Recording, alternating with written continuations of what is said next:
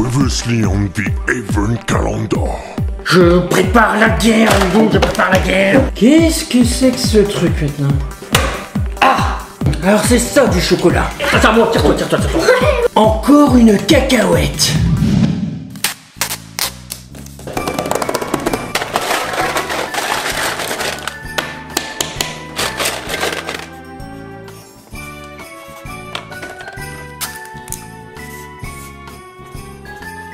Bonjour et bienvenue dans cette enquête de Pas de Patrouille 2017.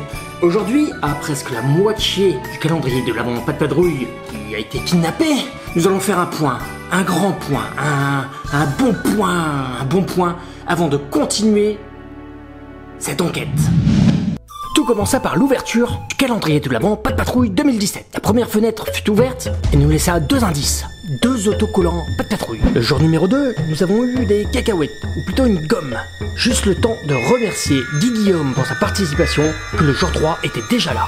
Lilo eut un tampon jaune. Que signifiait ce tampon jaune? Aujourd'hui, nous ne le savons pas encore. Le jour 4, c'est Wax qui nous a mis sur la piste très sérieuse des cacahuètes. À l'intérieur, il y avait encore deux autocollants. Et grâce à vous qui m'aidez dans cette enquête, nous avons pu comprendre qu'il y avait des fois deux cadeaux pareils. Ouais, c'est incroyable. Le jour numéro 5 fut rythmé par l'ouverture et la démantibulation d'une figurine. Une figurine en forme de chien qui, une fois démontée, était impossible à remonter. Le jour numéro 6, encore un tampon bleu. Rythmé par Fast and Calendar, le gang des Pas de Patrouille, un tampon bleu qui fonctionnait parfaitement. Jour numéro 7, Lilou nous a mis sur une piste. La découverte de la figurine chien démantibulée était en fait un puzzle chien. Ouais, un puzzle chien. Il nous fallait un peu plus d'infos. Je recontactai immédiatement Wax, l'indicateur. Celui qui nous avait mis sur la piste des cacahuètes. L'indice fut une gomme pompier, avec comme indice Speedmaster 2017. Et il n'y avait pas de cacahuètes. Le jour numéro 8, le miracle suspendu. Le calendrier avait disparu. Pourtant, il était fixé à une fenêtre. Incroyable. Comme le stipule encore Tijo, a-t-il une âme? Je ne sais pas. Néanmoins, nous avons eu deux autocollants pour ce jour 8. Encore deux autocollants. Le jour 9, le calendrier a été kidnappé. Je suspecte un peu mes proches. Je reçois donc une photo d'une figurine menacée. Du coup, le jour 11, la mort de Johnny, comme par hasard. Le jour 12, nous avons de la merge. La merde plus de la neige. Mais en faisant une boule de merge, je retrouve, encore une fois, des cacahuètes. Cet indice de cacahuètes me laisse vraiment perplexe. Et pourtant, dans les commentaires, Vinkel the Cat... La chienne rose, là, elle est pas censée être kidnappée. Tu n'as même pas fait attention que le kidnappeur était revenu et l'avait mis avec les autres. Vraiment, il est très fort.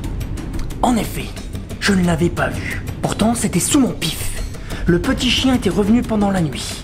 Je ne m'en étais pas rendu compte, car avec l'amas de saloperies que j'avais déjà collecté depuis le jour numéro 1, il s'était fondu dans la masse.